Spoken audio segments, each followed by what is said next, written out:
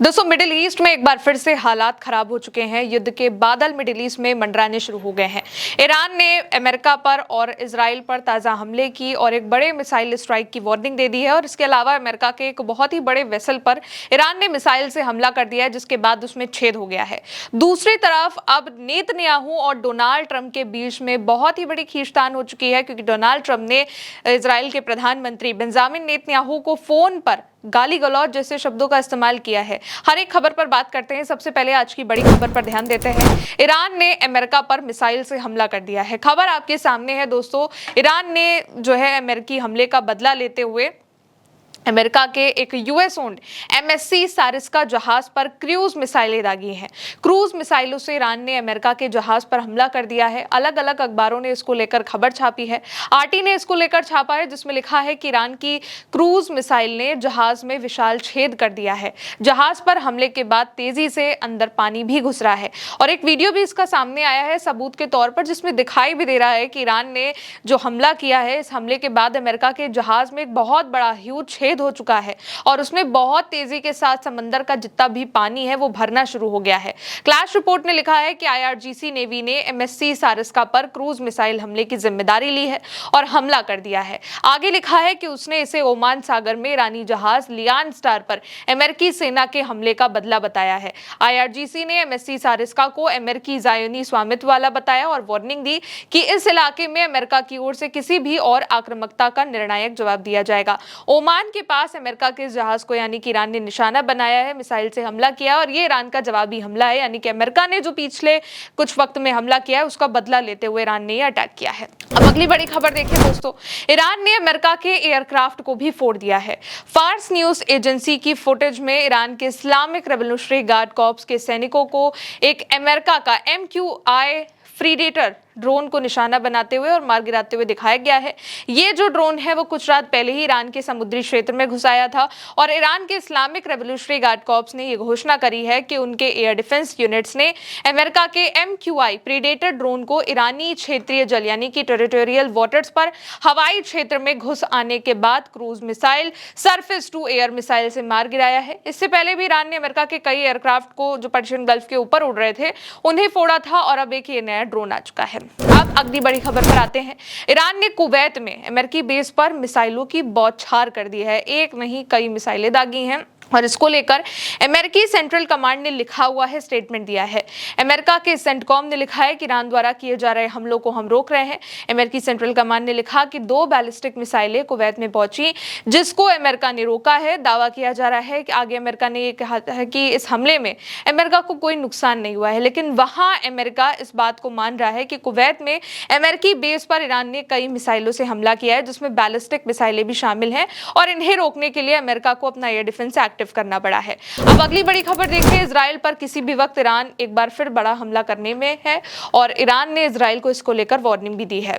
इसमें खातम अल अनबिया central headquarter ने नेतन्याहू की हालिया धमकियों के बाद इजराइल के लोगों को ये वार्निंग दे दी है। असल में नेतन्याहू ने बेरूत के दाइये जिले और लेबनान के बाकी इलाकों को निशाना बनाने की धमकी दी थी, लेकिन ईरान ने इसका जवाब दिया और कहा है कि अब वो बड़ा हमला करेंगे अगर इजराइल कोई भी ऐसी हरकत करता है।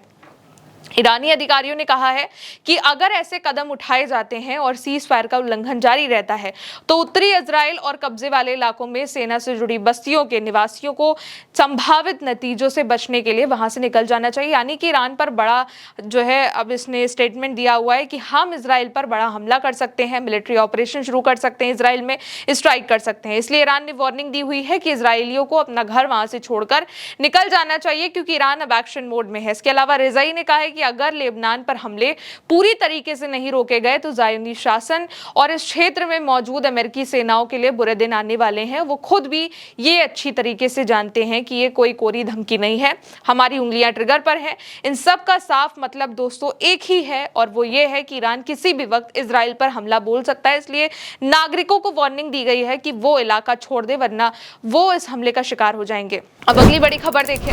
इसको लेकर बाकी के देश भी इस वक्त सतर्क हो गए हैं। बहरीन ने अपने लोगों को ईरान और इराक जाने पर बैन लगा दिया है।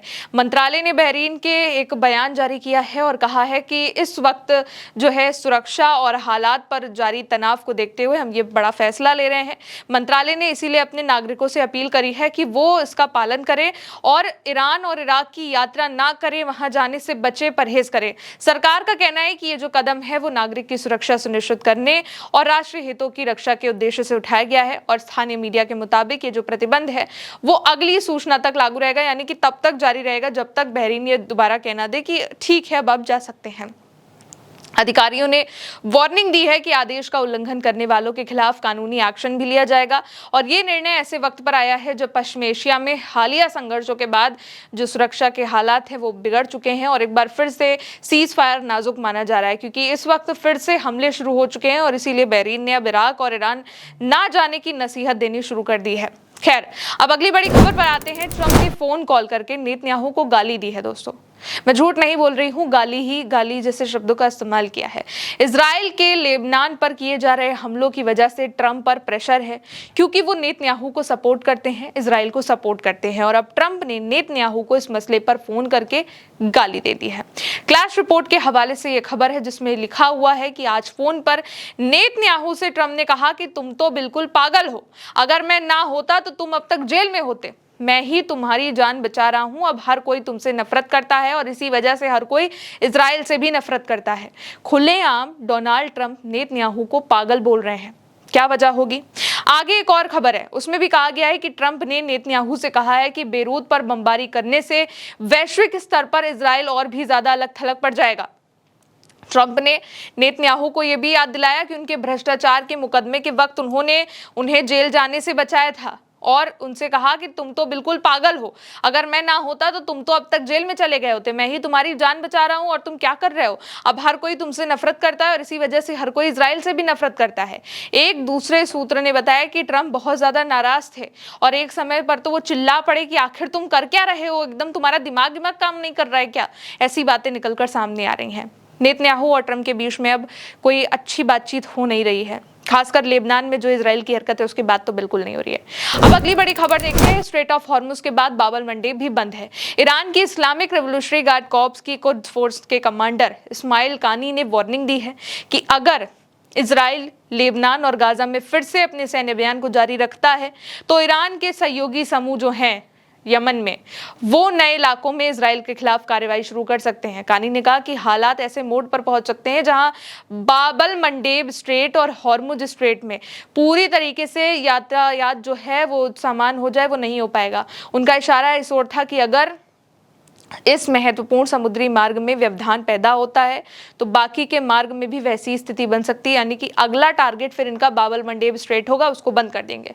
अब अगली बड़ी खबर देखिए। ईरान ने अमेरिका के साथ बातचीत को भी रोक दिया है और खत्म कर दिया है। खबर के मुताबिक ईरान ने लेबनान पर इजराइल के हमलों के विरोध में अमेरिका से सारी बातचीत बंद कर दी है। तस्नीम न्यूज एजेंसी के सूत्रों ने बताया कि ईरान की टीम ने मीडिएटर्स के जरिए अमेरिका के साथ होने वाली सारी अप्रत्यक्ष बातें और मैसेज रोक दिए हैं। ये फैसला इजराइल के लगातार लेबनान पर हमलों के खिलाफ सीधा विरोध है। तेहरान का कहना है कि इजराइल ने सीज फायर की शर्तों को तोड़ा है, जिसमें लेबनान की सुरक्षा शामिल थी।